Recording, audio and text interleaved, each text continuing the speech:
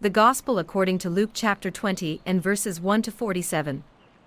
Now it happened on one of those days, as he taught the people in the temple and preached the gospel, that the chief priests and the scribes, together with the elders, confronted him and spoke to him, saying, "Tell us, by what authority are you doing these things? Or who is he who gave you this authority?" But he answered and said to them, "I also will ask you one thing, and answer me.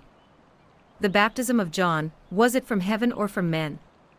And they reasoned among themselves, saying, "If we say, from heaven, he will say, why then did you not believe him? But if we say, from men, all the people will stone us, for they are persuaded that John was a prophet."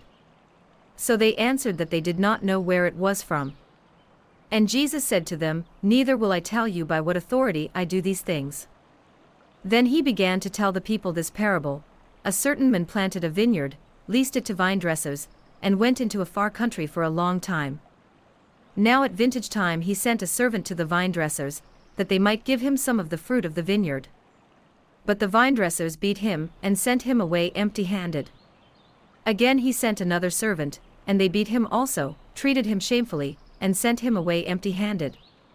And again he sent a third, and they wounded him also, and cast him out. Then the owner of the vineyard said, "What shall I do? I will send my beloved son. Probably they will respect him when they see him." But when the vine dressers saw him, they reasoned among themselves, saying, "This is the heir. Come, let us kill him, that the inheritance may be ours." So they cast him out of the vineyard and killed him.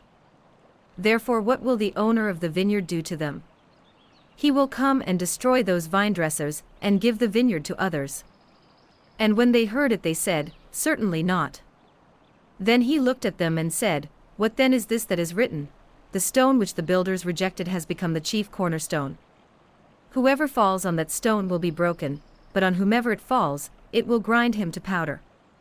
And the chief priests and the scribes that very hour sought to lay hands on him, but they feared the people, for they knew he had spoken this parable against them.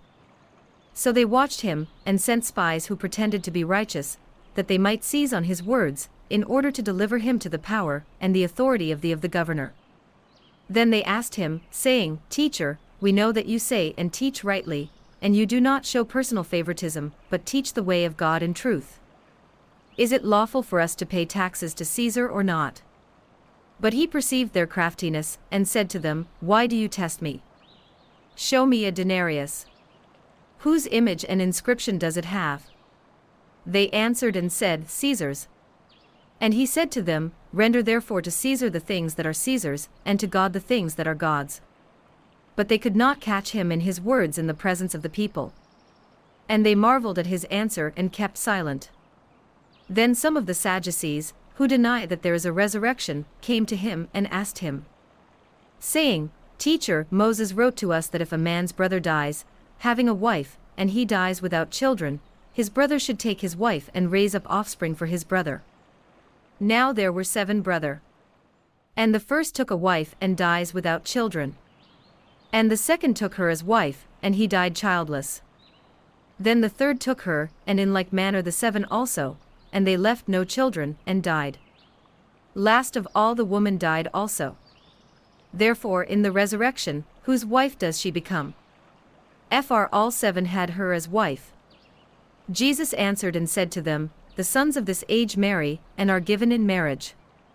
But those who are counted worthy to attain that age, and the resurrection from the dead, neither marry nor are given in marriage. Nor can they die any more, for they are equal to the angels and are sons of God, being sons of the resurrection.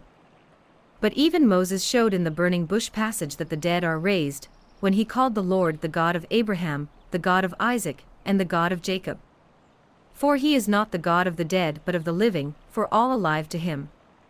Then some of the scribes answered and said, "Teacher, you have spoken well."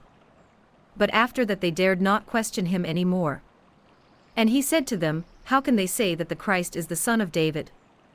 Now David himself said in the book of Psalms, 'The Lord said to my Lord, Sit at my right hand, till I make your enemies your footstool.'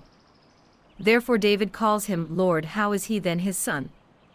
Then, in the hearing of all the people, he said to his disciples, "Beware of the scribes, who desire to go around in long robes, love greetings in the marketplaces, the best places at feasts. Who devour windows' houses, and for a pretense make long prayers. These will receive greater condemnation. The Gospel according to Luke chapter 20 and verses 1 to 47.